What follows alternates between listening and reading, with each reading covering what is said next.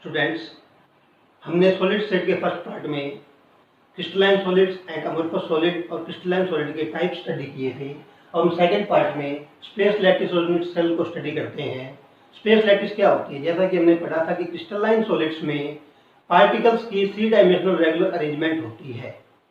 वो आगे पार्टिकल्स आगे पीछे ऊपर नीचे दाएं बाएं सभी डायरेक्शंस में रेगुलरली अरेंज होते जाते हैं और एक रेगुलर स्ट्रक्चर बना देते हैं। उस रेगुलर स्ट्रक्चर को ही हम स्पेस लैटिस या क्रिस्टल लैटिस कहते हैं। So what is space lattice? The regular 3 dimensional arrangement of particles in space is called space lattice और क्रिस्टल लैटिस। ये पार्टिकल्स, एटम्स, मॉलिक्यूल्स या आयंस कुछ भी हो सकते हैं। जैसे हमने यहाँ पर स्पेस लैटिस को बनाया है, 2 डायमेंशनल स्पेस लैटिस। इसमें पार्टिकल्स, ये पार्टिकल्स हैं, इन सभी पार्टिकल्स की रेगुलर अरेंजमेंट है। तो ये इस तरीके से रेगुलर अरेंजमेंट हो गई, बहुत बड़ी स्ट्रक्चर बन जाएगी, तो वो स्पेस लैटिस कहलाएगी। स्पेस लैटिस ये 2 डायमेंशन में है, लेकिन वास्तव में स्पेस लैटिस 3 डायमेंशन में होती है। अब हम बात करते हैं यूनिट सेल की। यूनिट सेल क्या होती है? इस स्पेस लैटिस में एक छोटा सा पोर्शन ऐसा है जो रेगुलर है और यही पोर्शन इसके आगे पीछे ऊपर नीचे दाएं बाएं सभी डायरेक्शंस में होगा। यहाँ पर 2 डायमेंशन में हम देखें तो ये एक रेगुलर अरेंजमेंट है पार्टिकल्स की। जैसे हम इतने पोर्शन को देखें तो इतने पोर्शन में ये जो पार्ट है ये रिपीट हो रहा है सभी डायरेक्शंस में। तो इस स्मॉलेस्ट पोर्शन को जो रिपीट कर रहा है अपने आप को, कंप्लीट स्पेस लैटिस तैयार कर रहा है, जिसको हम यूनिट सेल कहते हैं। So what is unit cell? The smallest portion of a space lattice which when repeated in all the directions produces complete space lattice is called unit cell। अब इस यूनिट सेल में जैसे particles हमने सिर्फ इसके corners पर दिखाए हैं, लेकिन पार्टिकल्स इसमें दूसरी पोजीशंस पर भी हो सकते हैं। मान लो इसमें पार्टिकल्स अगर बीच में भी हो इस तरीके से, तो ये यूनिट सेल इस टाइप की हो जाएगी। लेकिन जैसा कि हम जानते हैं कि स्पेस लैटिस 3D में होती है, 3 डायमेंशनल होती है, 2 डायमेंशनल नहीं होती है। तो अगर हम एक 3 डायमेंशनल यूनिट सेल बनाएं तो वो इस टाइप की होगी। जैसे इस यूनिट सेल में हम देखते हैं कि यह पार्टिकल इस पार्टिकल के पीछे है, यह पार्टिकल इस पार्टिकल के पीछे है। इस टाइप से यह 3 डायमेंशनल यूनिट सेल है। इस यूनिट सेल को अगर हम, इसके पास एक और यूनिट सेल है, इस तरीके से यूनिट सेल एक क्रिस्टलाइन सॉलिड में लगी हुई होती है।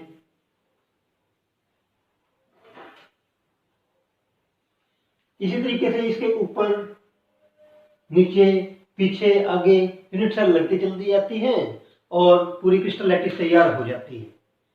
अब हम इसकी कैरेक्टरिस्टिक्स के बारे में स्टडी करें, एक यूनिट सेल की कैरेक्टरिस्टिक के बारे में। तो जैसे कि हमने इन पार्टिकल्स को शो किया है, तो पॉइंट्स के फॉर्म में इनको हमने शो किया है और इनके बीच में हमने एक लाइन लगाई है जो कि हमें ये बताती है कि ये पार्टिकल इस लाइन के द्वारा जुड़े हुए होते हैं। लेकिन ये पार्टिकल इस तरीके से लाइन के द्वारा जुड़े हुए नहीं होते। अगर हम इसकी एग्जैक्ट स्ट्रक्चर बनाएं, तो जैसे हम इसके इस एक फेस को बनाएं, इस यूनिट सेल के एक फेस को बनाएं, तो ये पार्टिकल्स इस तरीके से होंगे।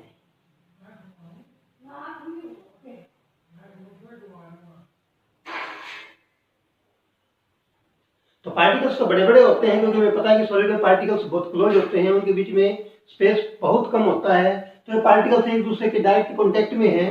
तो ये पार्टिकल्स वास्तव में इस तरीके से हैं, लेकिन हमने इनको इस तरीके से शो किया है पॉइंट्स के रूप में। क्यों? क्योंकि हम इसकी ज्योमेट्री को अच्छे से समझना चाहते हैं। अगर हम इस फॉर्म में इसको शो करेंगे बड़े सर्कल्स के रूप में, तो हम इसकी ज्योमेट्री को अच्छे से समझ नहीं पाएंगे।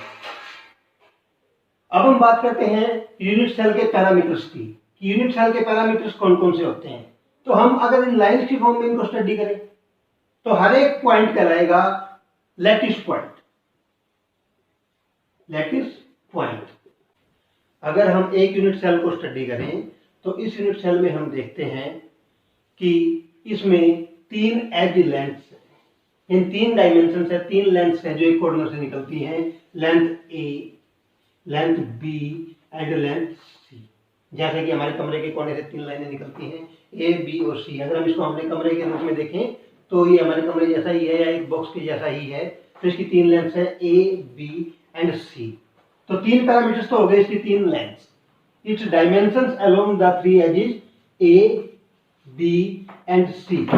जिनको हम एज लेंथ भी बोलते हैं, और 3 एंगल्स होते हैं अल्फा, बीटा एंड गामा, जो इन तीनों एजेज के बीच में होते हैं। ये तीनों एजेज एक दूसरे के परपेंडिकुलर भी हो सकते हैं, जैसा हमने इस यूनिट सेल में शो किया है, लेकिन ये जरूरी नहीं है कि वो परपेंडिकुलर ही हो, उसके अकॉर्डिंग अलग अलग टाइप की यूनिट सेल्स होती हैं। एंगल्स जो हैं वो अलग अलग एजेज के बीच में होते हैं, जैसे ए और बी एज के बीच में एंगल गामा, बी और सी के बीच में एंगल अल्फा, और ए और बी एज के बीच में एंगल जो है वो बीटा। तो ये हमारे एज लेंथ, 3 एज लेंथ्स हैं और 3 एक्सियल एंगल्स हैं। तो हमारे एक यूनिट सेल के टोटल 6 पैरामीटर्स होते हैं। अगर हम यूनिट सेल के पार्टिकल्स को पॉइंट्स की फॉर्म में लेके चलते हैं तो जो स्ट्रक्चर बनती है वह ओपन स्ट्रक्चर कहलाती है। लेकिन अगर हम पार्टिकल्स को पॉइंट की फॉर्म में ना लेके उनके एक्चुअल साइज में लेके चलें तो यह यूनिट सेल ऐसी दिखाई देगी, जिसमें आप देख सकते हैं जैसे यह पार्टिकल इसके पीछे था तो यह पार्टिकल इसके पीछे है, लेकिन इसमें हमें इस स्ट्रक्चर को हम ढंग से समझ नहीं सकते, इसलिए हम इस तरह की स्ट्रक्चर का यूज करते हैं यूनिट सेल की स्ट्रक्चर को समझने के लिए। But this actual structure in which shows that how much space is actually occupied by the particles is called space filling structure. इन स्ट्रक्चर्स के बाद हम स्टडी करते हैं types of unit cells depending on the positions of particle. Particle की positions के according unit cell 2 type की होती हैं। फर्स्ट इज प्रिमिटिव और सिंपल यूनिट सेल। प्रिमिटिव या सिंपल यूनिट सेल क्या होती है? That unit cell in which the particles are present only at the corners of unit cell. वह स्ट्रक्चर जिसमें पार्टिकल्स यूनिट सेल के कॉर्नर्स पर हो सिर्फ, उसको हम प्रिमिटिव या सिंपल यूनिट सेल कहते हैं। लेकिन अगर पार्टिकल्स क्यूब या यूनिट सेल के कॉर्नर्स के अलावा किसी और पोजीशन पर भी हो, then that unit cell is called non primitive और centred unit cell. Non primitive या सेंटर्ड यूनिट सेल 3 टाइप की होती है। Body centred unit cell, that unit cell in which the particles are present at the cube corner and one particle is present at the center of the body, within the body. अगर particle cube के corner के अलावा एक particle body के अंदर हो तो ऐसे यूनिट सेल को हम बॉडी सेंटर्ड यूनिट सेल कहेंगे। सेकेंड टाइप आता है नॉन प्रिमिटिव में फेस सेंटर्ड यूनिट सेल। तो जैसे हम अपने कमरे को देख सकते हैं, हमारे कमरे में 6 फेस होते हैं। 4 तो कमरे की दीवारें हैं, एक छत है, एक फर्श है। इसी तरीके से यूनिट सेल के भी 6 फेस होते हैं। तो फेस सेंटर्ड यूनिट सेल क्या होगी? That unit cell in which the particles are present not only at the cube corners but at the centre of each face. हर एक फेस के सेंटर पर भी पार्टिकल्स हों। तो 6 पार्टिकल 6 फेस के सेंटर पर होते हैं। इस टाइप की यूनिट सेल को हम FCC या फेस सेंटर्ड यूनिट सेल बोलते हैं। Third and that unit cell in which the particles are present not only at the cube corners but at the centers of any 2 opposite faces. Now we study the types of unit cells based on parameters. Parameters means edge lengths और axial lengths के axial angles के according unit cells 7 type की होती है। इन 7 type की unit sales को हम crystal systems या क्रिस्टल हैबिट्स भी कहते हैं। तो 7 टाइप के क्रिस्टल सिस्टम्स कौन कौन से हैं? फर्स्ट टाइप आता है क्यूबिक। क्यूबिक यूनिट सेल एक लूडो की डाइस की तरह होती है, जिसके सभी लेंथ्स A, B और C सभी एज लेंथ बराबर होते हैं और सभी एंगल भी alpha, beta and gamma all angles are equal and 90 degree. यह एग्जाम्पल पाया जाता है जैसे कॉपर में, डायमंड में, sodium chloride, potassium chloride, zinc sulphide, zinc blende जिसे बोलते हैं। और इसमें कौन कौन सी यूनिट सेल पाई जाती हैं? सिंपल, फेस सेंटर और बॉडी सेंटर। 3 टाइप की यूनिट सेल्स इसमें पाई जाती हैं, 3 टाइप की लैटिस पाई जाती है। सेकंड आता है टेट्रागोनल जिसमें दो edge length A and B equal होते हैं, लेकिन third edge length C different हो जाती है। और इसमें तीनों angles alpha, beta and gamma 90 degree होते हैं और इक्वल होते हैं। ये एग्जाम्पल पाए जाते हैं टिन ऑक्साइड में, टाइटेनियम ऑक्साइड में। और इसमें जो लैटिस पाई जाती हैं वो है सिंपल एंड बॉडी सेंटर। आप इसको इस सीरीज में याद करेंगे तो आपको अच्छे से ये समझ में आ जाएंगे। थर्ड आते हैं ऑर्थोरोम्बिक या रोम्बिक, जिसमें कोई भी length A, B and C they are not equal, वो एक दूसरे से लेंथ में अलग होते हैं, लेकिन तीनों angle alpha, beta and gamma 90 degree होते हैं और इक्वल होते हैं। इसके एग्जांपल हैं potassium nitrate, calcium carbonate and rhombic sulphide etcetera. और इसमें जो लैटिस पाए जाते हैं वह simple, body centre, face centre और एज सेंटर, चारों टाइप की लैटिस इसमें पाए जाते हैं। तो ये बात इंपॉर्टेंट है कि इसमें चारों टाइप के यूनिट सेल्स यानी लैटिस पाई जाती हैं। नेक्स्ट आता है मोनोक्लिनिक सल्फर, मोनोक्लिनिक स्ट्रक्चर।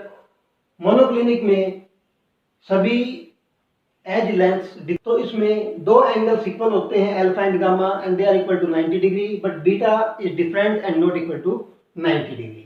ये पाया जाता है हमें मोनोक्लिनिक सल्फर में और सोडियम सल्फेट डेकाहाइड्रेट में। इसमें जो यूनिट सेल पाई जाती हैं they are simple and body centre. Next आता है ट्राइक्लिनिक। ये याद करना बिल्कुल इजी है क्योंकि इसमें कोई भी एज लेंथ सेम नहीं होती, A is not equal to B and not equal to C, और कोई भी एंगल 90 डिग्री नहीं है और एक दूसरे के सेम भी नहीं है। Alpha is not equal to beta, not equal to gamma and not equal to 90 degree. ये पाया जाता है कॉपर सल्फेट में और पोटेशियम डाइक्रोमेट में। इसमें सब सिंपल टाइप की यूनिट सेल पाई जाती है। सिक्स्थ आता है रोम्बोहेड्रल और ट्राइगोनल।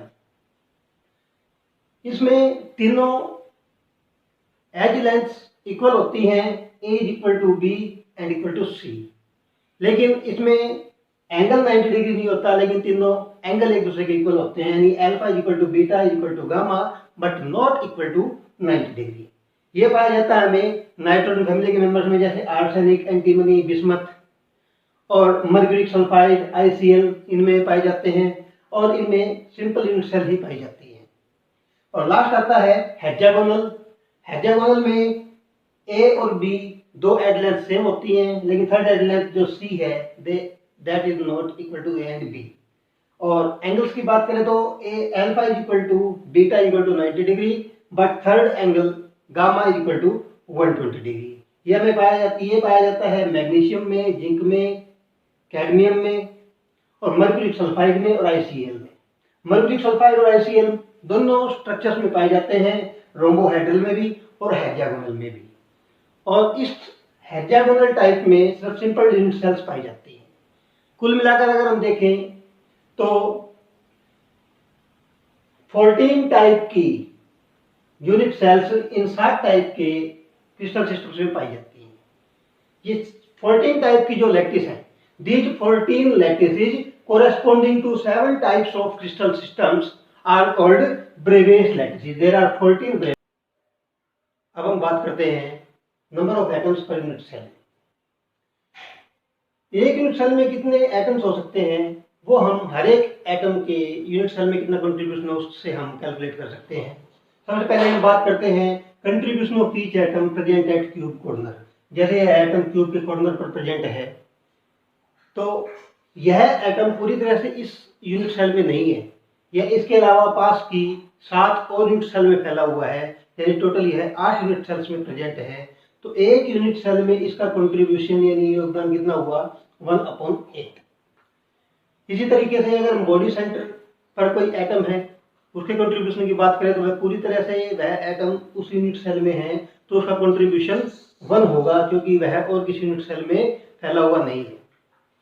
अगर फेस के सेंटर की बात करें, जैसे दीवार है किसी कमरे की, इसमें एक बड़ा सारा एटम है तो बहुत बड़ा पार्टिकल है, तो वह आधा इस कमरे में होगा, आधा दूसरे कमरे में होगा। इसी तरीके से यूनिट सेल के फेस के सेंटर पर कोई एटम है तो उसका कंट्रीब्यूशन एक यूनिट सेल में 1/2 होगा। अगर कंट्रीब्यूशन के बारे में हम जान जाते हैं तो अब हम कैलकुलेट कर सकते हैं यूनिट सेल्स की के अंदर एटम्स की संख्या के बारे में। एक सिंपल क्यूबिक यूनिट सेल में नंबर ऑफ एटम्स कितने होंगे, क्योंकि यूनिट सेल में 8 एटम्स क्यूबिक कॉर्नर्स पर हैं और हर एक एटम का कंट्रीब्यूशन 1/8 है, तो 1/8 और 8 एटम है तो इंटू 8 इज इक्वल टू 1। तो सिंपल क्यूबिक यूनिट सेल में 1 एटम होता है। ये बात याद रखनी है आपको, बिल्कुल डायरेक्ट बिना कैलकुलेट किए आपको ये सब कुछ आना चाहिए। Number of atoms in body centred cubic unit cell, तो 8 एटम तो क्यूब के कॉर्नर पर है तो 1/8 इंटू 8, और एक एटम बॉडी के सेंटर पे है तो उसका कंट्रीब्यूशन 1, 1 + 1 इज इक्वल टू 2। अगर फेस के सेंटर पर 6 एटम है तो कितने एटम हो गए एफसीसी में, 8 एटम क्यूब के कॉर्नर पर 1/8 इंटू 8 और 6 एटम फेस के सेंटर पर 1/2 into 6, so it becomes 1 + 3 is equal to 4. So there are 4 atoms in the FCC unit cell. अब हम नंबर ऑफ एटम्स के बाद कोऑर्डिनेशन नंबर के बारे में हमें पता होना चाहिए। What is coordination number? जब हम क्लोज पैकिंग कर देखते हैं एटम्स की किसी भी क्रिस्टल में, तो हर एक एटम कितने एटम्स के साथ डायरेक्ट कांटेक्ट में होता है, वह उस एटम का कोऑर्डिनेशन नंबर कहलाता है। अब हम क्लोज पैकिंग की बात करते हैं कि एटम्स 3 डायमेंशन में किस तरीके से क्लोजली पैक्ड होते हैं। हमें पता है कि एटम्स एक दूसरे के बहुत क्लोज होते हैं और वो पैकिंग इतनी क्लोज होती है कि वो मैक्सिमम स्पेस को ऑक्यूपाई करते हैं और एटम्स के बीच में मिनिमम स्पेस खाली रहता है। हम 3 डायमेंशनल क्लोज पैकिंग के बारे में स्टडी करेंगे, क्योंकि 3 डायमेंशनल क्लोज पैकिंग होती है, लेकिन हम स्टार्टिंग करेंगे 1 डायमेंशनल क्लोज पैकिंग से। 1 डायमेंशन से 2 डायमेंशन, फिर 3 डायमेंशन। 1 डायमेंशनल क्लोज पैकिंग किस टाइप से होती है? 1 डायमेंशन में एटम्स एक रो में लगे होते हैं, जैसे ये एटम्स एक रो में 1 डायमेंशन में अरेंज है। इसमें हर एक पार्टिकल, सपोज ये पार्टिकल है, ये इन 2 पार्टिकल्स के साथ डायरेक्ट कॉन्टेक्ट में है, तो 1 डायमेंशनल क्लोज पैकिंग में इसका कोऑर्डिनेशन नंबर 2 होता है। अब हम करते हैं 2 डायमेंशनल क्लोज पैकिंग एटम्स की। तो 2 डायमेंशनल क्लोज पैकिंग 2 तरीके से हो सकती है। अगर इस रो को हम अरेंज करें दूसरी रो के ऊपर, तो उसको 2 तरीके से अरेंज किया जा सकता है। पहले टाइप की अरेंज अलग।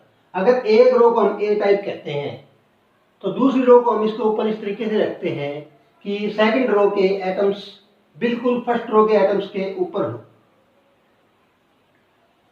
तो अगर पहली रो को ए टाइप कहते हैं तो सेकंड भी ए टाइप होगी, थर्ड भी ए टाइप होगी, नेक्स्ट भी ए टाइप होगी। इस टाइप के अरेंजमेंट को हम ए टाइप ऑफ अरेंजमेंट कहते हैं। इस तरह की पैकिंग में जो रोज है उनके एटम्स हम देखें, जैसे इस एटम को हम देखें तो एटम्स जो है वो हॉरिजॉन्टली भी एक लाइन में है, they are horizontally aligned as well as they are vertically aligned. इस अरेंजमेंट में अगर हम कोऑर्डिनेशन नंबर देखें किसी एटम का, कोऑर्डिनेशन नंबर विल बी 4, क्योंकि कोई भी एटम हम देखें वो 4 एटम्स के डायरेक्ट कांटेक्ट में है। अगर हम इसके डायरेक्ट कांटेक्ट वाले 4 एटम्स के सेंटर्स को मिलाएं, then we get a square. So such type of packing is called square closed packing in 2 dimensions. Second type की अरेंजमेंट हम देखें तो इसमें रोज को एक दूसरे के ऊपर नहीं रखा हुआ, बल्कि अगर हम इस तरीके से अरेंज करें कि ये एक रो के एटम्स हैं तो दूसरी रो के एटम्स को इनके गड्ढों में डिप्रेशंस में रखा जाए, तो इस टाइप की अरेंजमेंट हमें मिलेगी। So the atoms of second row are placed in the depressions of the first row. Then if we call the first row as A type, then the second row will be different from the first row and this will be of B type. Third row will be just above the first row because that is also placed in the depressions of second row. तो third row A type की होगी और next फिर B type की हो जाएगी, क्योंकि यहाँ पे एटम हम रखेंगे। तो इस टाइप की पैकिंग को हम कहते हैं A B type of arrangement of rows. अब हम कोऑर्डिनेशन नंबर की बात करें तो हर एक एटम इस टाइप की पैकिंग में 2 डायमेंशन में 6 एटम्स के डायरेक्ट कांटेक्ट में है, तो इनका कोऑर्डिनेशन नंबर कितना होता है, दैट इज 6। किसी पर्टिकुलर एटम के सेंटर्स के साथ डायरेक्ट कांटेक्ट में जो 6 एटम्स हैं उनके सेंटर्स को हम मिलाते हैं तो हमें एक हेक्सागोन मिलता है। इसलिए इस टाइप की पैकिंग को हम कहते हैं हेक्सागोनल क्लोज पैकिंग। 2 डायमेंशन में hexagonal close packing square close packing से ज़्यादा एफिशिएंट है, क्योंकि हेक्सागोनल क्लोज पैकिंग में ज़्यादा स्पेस ऑक्यूपाई होता है। अब हम करते हैं क्लोज पैकिंग 3 डायमेंशन। तो 2 डायमेंशन में हमें लेयर्स प्राप्त होती हैं। उन लेयर्स को हम 2 तरीके से रख सकते हैं। जैसे पहली आती है स्क्वायर क्लोज पैक्ड लेयर्स को अरेंज करना। जब स्क्वायर क्लोज पैक्ड लेयर्स लेते हैं तो हमें पता है कि उस लेयर के पार्टिकल्स एक दूसरे के ऊपर रखे गए थे। अब इन लेयर्स को ही एक दूसरे के ऊपर रखें तो एक लेयर को दूसरी लेयर के बिल्कुल ऊपर रखा जाएगा। यानी कि जैसे ये एक लेयर है, इसके पीछे पार्टिकल्स हैं और इसके ऊपर दूसरी लेयर को इस तरीके से रखा जाए तो इसमें ये वर्टिकली अलाइंड है और हॉरिजॉन्टली भी अलाइंड है। तो हम क्या कहते हैं कि layers are horizontally as well as vertically aligned when they are placed one above the other. तो अगर हम एक लेयर को ए टाइप कहते हैं तो दूसरी भी ए टाइप होगी, तीसरी भी ए टाइप की होगी। इस टाइप के अरेंजमेंट को हम ए टाइप ऑफ अरेंजमेंट कहते हैं, क्योंकि सभी लेयर्स एक ही टाइप की हैं।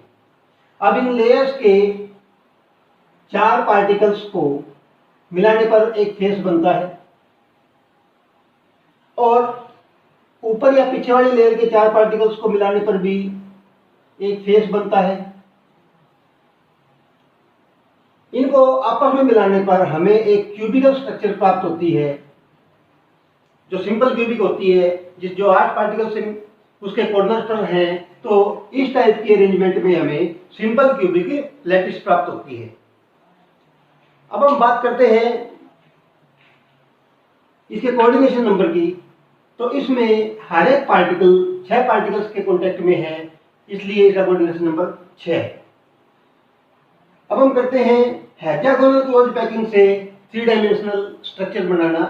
तो वो किस तरीके से बनती है, हम देखते हैं कि हमने जो लेयर बनाई थी एक रो को दूसरे रे के डिप्रेशंस में रखकर उसमें 2 टाइप के वॉइड हैं। वॉइड क्या होते हैं, the empty space in the close packing of atoms in crystal lattice is called void. तो उसको हम वॉइड कहते हैं। तो खाली स्थान जो बीच में है वो वॉइड कहलाता है। इसमें 2 टाइप के वॉइड बनते हैं। एक तरफ है ये वॉइड कहलाएगा ए वॉइड, और इसी तरीके से ये ट्रायंगुलर वॉइड बनते हैं, ट्रायंगुलर शेप के हैं। जिस वॉइड का एपेक्स ऊपर की तरफ है वो कहलाएगा be void, A void and be void. तो 2 टाइप के वॉइड हमें इस 2 डायमेंशनल अरेंजमेंट में हेक्सागोनल क्लोज पैकिंग में प्राप्त। 3 डायमेंशनल अरेंजमेंट के लिए एक लेयर के ऊपर दूसरी लेयर रखते हैं तो सेकंड लेयर फर्स्ट लेयर के डिप्रेशंस में रखी जाएगी। तो इसमें ए टाइप के वॉइड्स कवर हो जाएंगे, या तो ए वॉइड्स या बी वॉइड्स कवर हो जाएंगे। तो मान लो हम सेकंड लेयर को इस तरीके से रखते हैं कि उसमें ए वॉइड्स कवर हो जाते हैं लेकिन बी वॉइड्स कवर नहीं होते। तो जो ये लाइट लाइंस दिखाई दे रही हैं ये ए टाइप की लेयर है, और बी टाइप की लेयर जिसमें बी टाइप के पार्टिकल्स हैं वो ये डार्क लाइंस थिक लाइंस दिखाई दे रही हैं, ये बी वॉइड्स हैं। तो इसमें जैसे हमने इस वॉइड को कवर कर दिया, इसके ऊपर एक पार्टिकल आ गया तो ए वॉइड्स कवर हो जाते हैं, लेकिन बी वॉइड्स जो है वो कवर नहीं होते। जिनका एपेक्स ऊपर की तरफ था वो कवर नहीं होते, वो सेकंड लेयर में भी वॉइड ही रहता है। जबकि एक तीसरे टाइप का वॉइड पैदा हो जाता है, नया वॉइड बनता है, जैसे सी वॉइड, जो फर्स्ट लेयर में वॉइड नहीं था लेकिन सेकंड लेयर में ये वॉइड बन गया। तो इस तरीके से हम देखते हैं कि जैसे सी वॉइड है और ए वॉइड है वो ट्रायंगुलर वॉइड ही रहते हैं, और वो वॉइड 4 पार्टिकल से सराउंडेड है। जैसे ये वॉइड है, जैसे ये सी और ए वॉइड है तो ऐसा ही ये वॉइड है। ये टेट्राहेड्रल वॉइड कहलाता है, क्योंकि पहली लेयर में ये वॉइड था और इसके ऊपर सेकंड लेयर का पार्टिकल जो डॉटेड लाइंस दिखाई दे रही हैं ये इसने इसको कवर कर लिया। तो such a void is called tetrahedral void. तो टेट्राहेड्रल वॉइड क्या होता है? A simple triangular void surrounded by 4 particles is called tetrahedral void. जबकि सेकंड वॉइड की हम बात करें, जो बड़ा वॉइड है जो कि पहली लेयर में वॉइड था और सेकंड लेयर में भी वॉइड है, वो एक बड़ा वॉइड बन जाता है, उसका हमने नाम रख दिया डी वॉइड। ये 6 पार्टिकल से सराउंडेड है और 2 ट्रायंगुलर वॉइड से घिरा हुआ। जैसा हम देख सकते हैं कि पहले वाली जो डार्क लाइन है उसमें भी ये है और डॉटेड लाइंस में भी ये वॉइड है।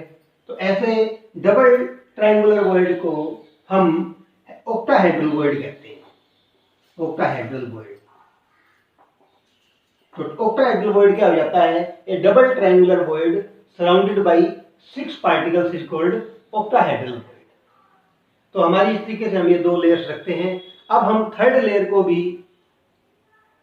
इन 2 लेयर्स के ऊपर रखें तो उसको रखने के 2 तरीके हैं। तो 2 अलग टाइप की स्ट्रक्चर्स उसमें बनती हैं। पहला टाइप है कि थर्ड लेयर को इस तरीके से रखा जाए कि वो बिल्कुल ए लेयर के ऊपर हो। तो अगर पहली लेयर को हमने ए कहा है, दूसरी को बी कहा है, then third layer will be just similar to the first layer and that will be again of A type. Fourth layer will be of B type, then AB. This type of pattern is called AB pattern. इस type के pattern को AB pattern कहते हैं और इस type की packing को hexagonal close packing या HCP कहते हैं। इसके एग्जाम्पल हैं जैसे मोलिब्डेनम, बेरिलियम, मैग्नीशियम में इस टाइप की पैकिंग पाई जाती है। अब दूसरा तरीका, थर्ड लेयर को इस तरीके से रखें कि डी वॉइड, जो ये डी वॉइड है, ये कवर हो जाए। तो ये डी वॉइड कवर हो गया। इस टाइप से डी वॉइड कवर हो जाते हैं तो एक अलग टाइप की पैकिंग बन जाती है जिसको कहते हैं ABC पैटर्न ऑफ अरेंजमेंट, क्योंकि थर्ड लेयर अब पहली दोनों लेयर से डिफरेंट है। सी लेयर ए और बी से डिफरेंट है, एक थर्ड लेयर इसमें बन जाती है अलग टाइप की। फोर्थ लेयर जो होगी वो ए के टाइप की होगी, तो ए बी सी, फिर उसके बाद फिर ए आया, फिर बी, फिर सी, इस टाइप का पैटर्न जो बनता है उसको हम कहते हैं क्यूबिक क्लोज पैकिंग, CCP इन 3 डायमेंशंस। इसके एग्जांपल्स हैं जैसे एल्यूमिनियम, आयरन, निकल, कॉपर, सिल्वर, गोल्ड। इस टाइप के अरेंजमेंट को हम ऐसे भी स्टडी कर सकते हैं जैसे इस टाइप की अरेंजमेंट जो HCP की है। HCP की अरेंजमेंट को हम स्टडी करें तो HCP में 6 पार्टिकल, 3 पार्टिकल, तो हेक्सागोनल क्लोज पैकिंग इस टाइप की पैकिंग होती है। इसमें हेक्सागोन बनते हैं इसलिए इसको हेक्सागोनल क्लोज पैकिंग कहते हैं। जबकि CCP पैटर्न में ये पार्टिकल्स एक लेयर के, ये पार्टिकल्स एक लेयर के, तो इसमें 3 पार्टिकल्स जो है इस टाइप से और फोर्थ पार्टिकल जो है वो एक वॉइड को कवर कर देता है। तो इस टाइप की पैकिंग CCP कहलाती है। और इसमें पार्टिकल्स क्यूब के कॉर्नर्स पर है और फेस के सेंटर पर है, इसलिए इसका नाम FCCP है। तो FCC और CCP दोनों एक ही टाइप की अरेंजमेंट होती है। लेकिन ये पैकिंग थर्ड लेयर की डिफरेंट पोजीशन की वजह से होती है, बाकी इनकी पैकिंग लगभग एक जैसी है, इसलिए इनमें कोऑर्डिनेशन नंबर 12 होता है। हर एक लेयर का पार्टिकल है वो अपनी लेयर के 6 पार्टिकल्स को और 3 ऊपर वाले लेयर के और 3 नीचे वाले लेयर के पार्टिकल्स को टच करता है, इसलिए इसका कोऑर्डिनेशन नंबर 12 होता है। और इसमें पैकिंग बहुत अच्छी होती है, तो 74% स्पेस इसमें ऑक्युपाई हो जाता है, सिर्फ 26% स्पेस ही इसमें खाली। एक टाइप की और अरेंजमेंट होती है जो BCC कहलाती है, बॉडी सेंटर्ड क्यूबिक। उसमें हर एक पार्टिकल एक पार्टिकल्स के कांटेक्ट में होता है तो उसका कोऑर्डिनेशन नंबर होता है 8। और ये एल्कली मेटल्स में पाई जाती है, जैसे lithium, sodium, potassium, rubidium, caesium में इस टाइप की पैकिंग पाई जाती है और इसमें 68% स्पेस ऑक्यूपाई हो जाता है। सिंपल क्यूबिक अरेंजमेंट जो थी उसमें जो हमने स्क्वायर क्लोज पैकिंग 2 डायमेंशन से बनाई थी उसमें 52.4% स्पेस ऑक्यूपाई होता है। तो क्रिस्टलाइन सॉलिड्स में इस टाइप से क्लोज पैकिंग होती है। बाकी के पार्ट को हम नेक्स्ट टाइम